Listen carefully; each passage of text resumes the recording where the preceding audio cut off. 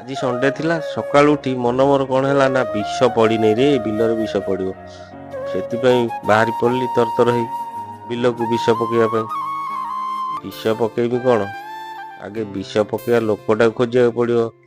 ବିଷ ପକେଇବା ଲୋକ ହଉଛି ବିଜୟ ଭାଇ। ବିଜୟ ଭାଇକି ଖୋଜିଲା ବେଳକୁ ବିଜୟ ଭାଇ କାରଣ ଦେଖା ମିଳୁଛି। ସେଇଠୁ ଚାଲିଲି ଧୀରେ ଧୀରେ ବିଲକୁ। ବିଲରେ ଯାଇ ପହଞ୍ଚିଲା ବେଳେ ଆମର ନିତ୍ୟାନନ୍ଦ ବାବୁଙ୍କ ସହିତ ମୋର ଦେଖା ହେଇଗଲା। ନିତ୍ୟାନନ୍ଦ ବାବୁଙ୍କର ବିଷ ପକଉଛନ୍ତି ବିଜୟ ବାବୁ। ସେଇଠୁ ତାଙ୍କୁ ଧଇଲି ବିଜୟ ବାବୁଙ୍କୁ।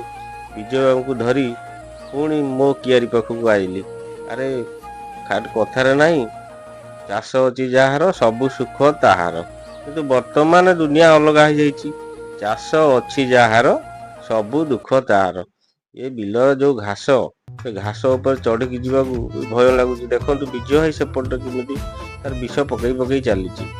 ବିଜୟ ଭାଇ ସିନା ବିଷ ପକଉଛି, ମୁଁ ଏପଟରେ ମୋର ଦେଖୁଛି ସବୁ ମୋ କିଆରି କିଏ କଣ ଖୋପାଡ଼ି ଦେଇଛନ୍ତି କାଟିକି ସବୁ, ମୁଁ ତାକୁ ଦେଖୁଛି।